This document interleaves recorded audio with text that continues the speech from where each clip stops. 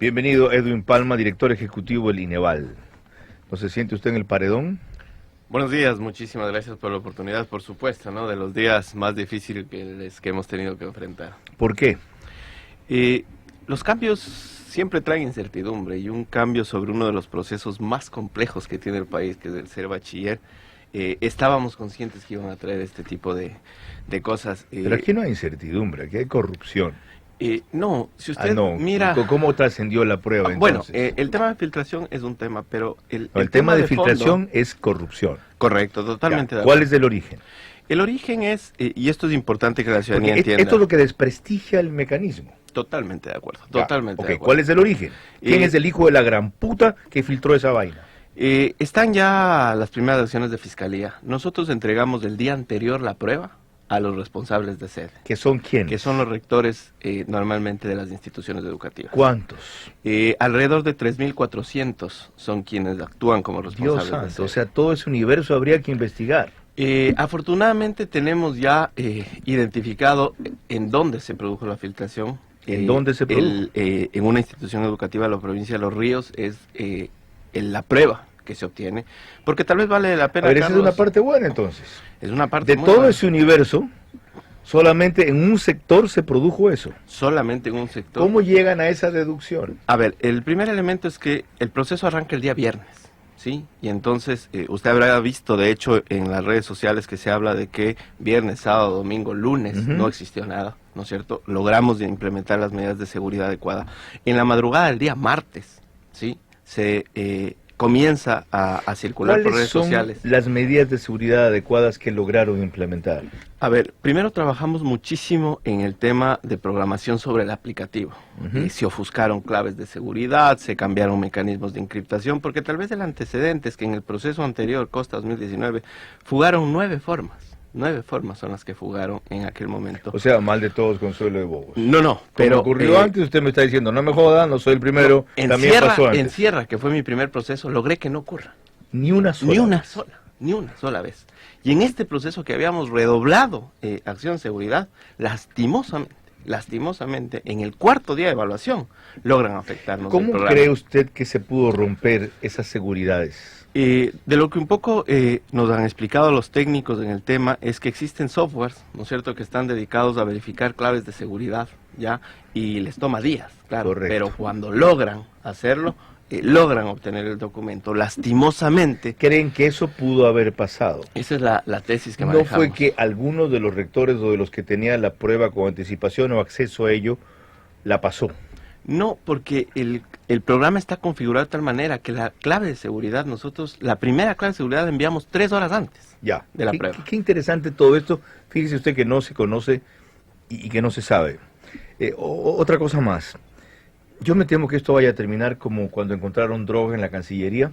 Los culpables son los perros, que no detectaron la droga.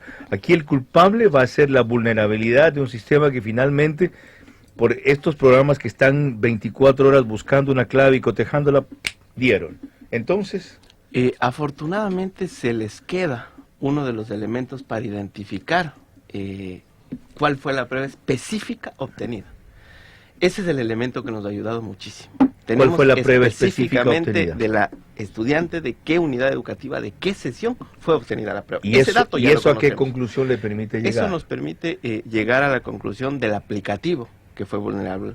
¿Quién estuvo a cargo de ese aplicativo? ¿Sí?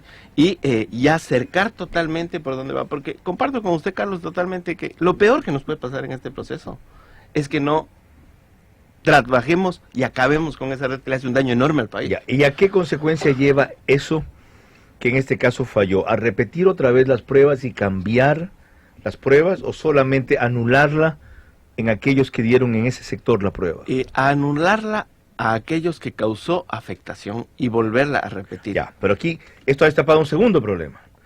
La prueba plantea preguntas que los estudiantes no tenían por qué saber. Ayer tuvimos unos foros muy interesantes con los estudiantes y con los profesores para ir abriendo aquellas preguntas. Por ejemplo, usted habrá visto que en redes sociales una de las que más circuló es una pregunta sobre cálculo de voltaje. Ajá. Esa pregunta se resuelve con la aplicación de la ley de Ohm. Y ahí les preguntábamos a los chicos, a ver, ¿vieron o no ley de Ohm? Y a la primera conclusión que llegamos es que la ley de Ohm se mira en el currículum actual. El segundo elemento es que las universidades plantearon como uno de los temas a evaluar si que se requiere para las ingenierías, sobre todo, la ley de Ohm.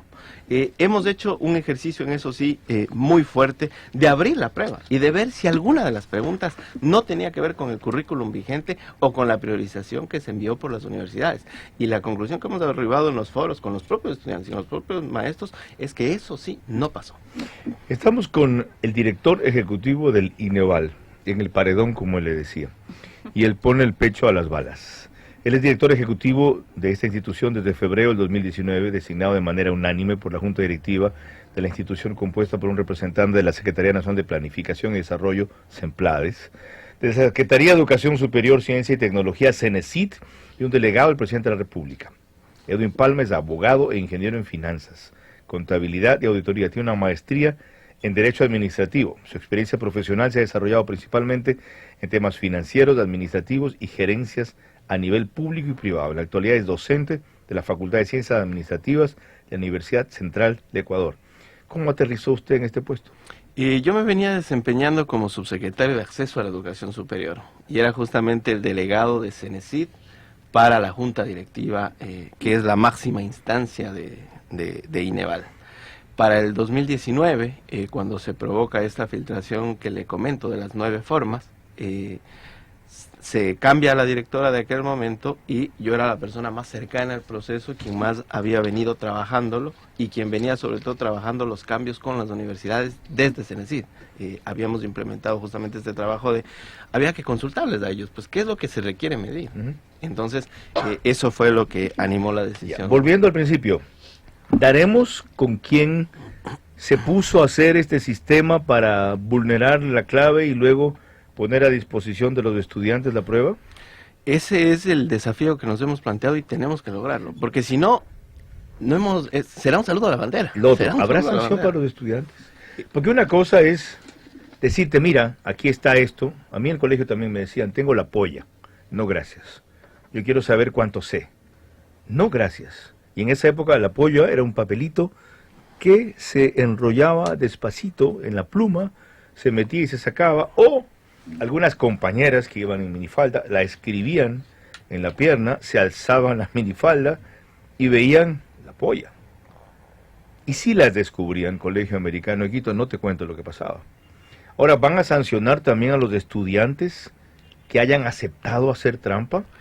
Por supuesto. ¿Cómo los van a sancionar? Uno de los elementos que los jóvenes no tenían en cuenta, por ejemplo, es que el aplicativo estaba construido de tal manera que mide cómo tú fuiste desarrollando las preguntas. Te va guardando el tiempo y cómo las fuiste desarrollando. O alguien que respondió en 30 minutos, una prueba que duraba mucho más tiempo. Exacto. Hay cosas que son imposibles de que se hayan dado, que tú en 1 hora, por ejemplo, resuelvas la prueba, que tengas un número de aciertos considerable, superior a 100, por ejemplo, eso... ¿Y cuál va a ser la sanción? Se va a repetir el examen, ya, pero entra a proceso tienen de ellos investigación. Otra oportunidad. Sí. Sabiendo que hicieron trampa.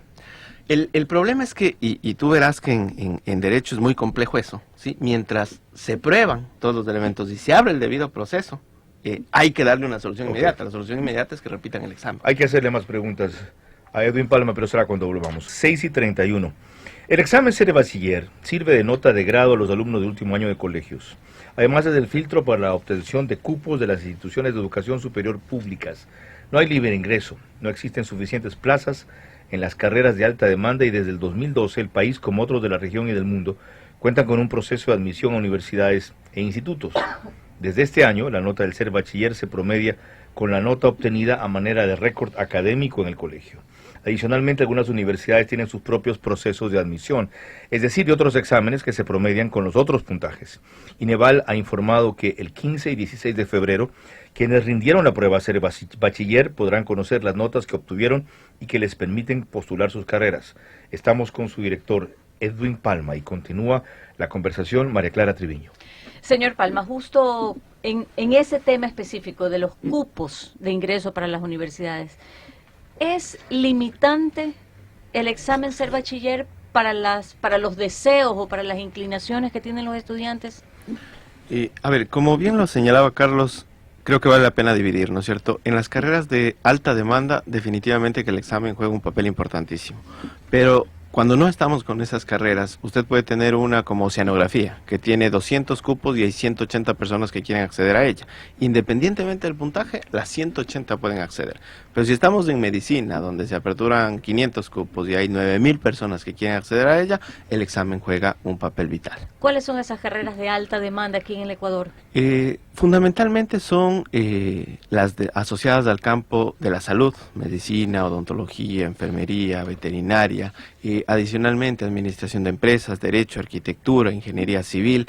Son las carreras tradicionales las que concentran el interés de cerca del 60% de todos los jóvenes, que es uno de los temas a resolver, porque imagínese usted que hay carreras que ni siquiera pueden abrir sus cupos porque no hay gentes que quiera estudiar eso. ¿Y cómo se hace cuando un chico, por ejemplo, no quiere estudiar lo que le corresponde según el examen ser bachiller, o no desea estudiar lo que le corresponde porque no le gusta sencillamente? Fundamentalmente es un proceso de libre elección entre 1 y 5 opciones de carrera. El sistema lo que hace es, en el primer momento de distribución, toma en cuenta solo las 2 primeras opciones. Distribuye todos los cupos y luego pasa a la tercera, cuarta y quinta opción. Y escogen entre los mejores puntuados para repartirlos entre esos cupos hábiles, digamos. Así es. ¿Y los restantes, cómo se dividen? Una vez que ya se hace ese proceso, se abre la etapa de aceptación. Entonces el joven debe entrar al sistema y decir, ese cupo que me otorgaron efectivamente es el que quiero. Hay cupos que se entregan y no se aceptan. Y hay cupos que no tuvieron postulantes. Se vuelve a hacer una gran masa de oferta y se la vuelve a sacar a postulación. Así se hace más o menos de entre 3 y 4 etapas hasta tratar de agotar toda la oferta que existe, pero normalmente al menos del 10% del total de oferta académica queda sin uso. ¿Cuándo se graduó usted? En el 2008. ¿Por qué escogió su profesión? Siempre me ha apasionado el tema de la auditoría. Sí, es abogado e ingeniero. Así es, pero la auditoría definitivamente que necesita el campo jurídico. ¿Y qué tal si decían, sabes qué, disculpa, solo hay plazas para oceanógrafo? Complejo, hubiese sido complejo, pero tuve la suerte de ingresar también con examen. También ingresé Yo con no he dicho examen. que no tuvo méritos para eso, pero usted dio examen para aquello a lo que tenía vocación. Correcto. ¿Sabe lo que le están diciendo con este sistema a los jóvenes? Estudien aquellos para lo que el Estado tiene cupo, no aquello para lo que ustedes quieren o creen que pueden ser útiles. ¿No es matar la pasión, la ilusión, la vocación en la gente? Yo comparto totalmente con ello. Y de hecho, ¿Y qué diablos estamos avanzando ya para cambiar el tema. De hecho, vamos a tener exámenes ya por campo amplio de conocimiento, que es lo correcto. ¿Cómo es esto? O sea, hoy tenemos un examen único, estandarizado, para las cerca de 2.200 carreras que existen, ¿no es cierto? Lo correcto es tener un examen por campo amplio de conocimiento. Pero ni aún así, o sea, eso es decirle, mira, tú de lo que más sabes es de veterinaria, para decirte algo, o de cuidado de animales, o de trata de animales, o de atención de animales, o de zoología. Pero tu vocación, pero más sabes de eso porque te quedaste en una perrera, pero tu vocación, tu pasión, es ser ingeniero civil. Pero resulta que como tú sabes más de animales, tu vocación o tu sueño de ingeniero civil no se puede cumplir. No, es que justamente haríamos eso, Carlos. Que den el examen de acuerdo a su vocación. Es decir, es la persona la que elige el examen para la carrera que quiere ir. Que es lo correcto. Eso es otra cosa. En la gran mayoría de países. Eso es lo que nos hacían en secundaria en mi colegio. Correcto. Había una cosa que se llamaba orientación vocacional. Así es. Pero en donde había inclusive un contraste entre lo que uno creía que quería hacer o podía hacer mejor y lo que la prueba te detectaba que eras mejor. Es justo hacia donde estamos avanzando ya, estamos terminando de construir el modelo conceptual, pero es justo lo que debe darte el examen. Es decir, tú quieres ser médico, ok, sométete al examen de médico y el examen tiene que decirte, estas son tus habilidades y entonces puedes acceder a medicina, o estos son los elementos en los que deberías fortalecer, pero en estos elementos tienes muchas más habilidades. Lo esperamos para eso la próxima vez. Me están llamando al aeropuerto diciendo que usted tiene vuelo. Ahí tiene un agente aéreo en la cabina. 6:36, que ni siquiera es la ambateña rubia que lo acompaña. Gracias, ingeniero Edwin Palma, Muchísimas por venir gracias tan a ustedes. Buen talante a un tema tan crítico. 6:36, el director del INEVAL.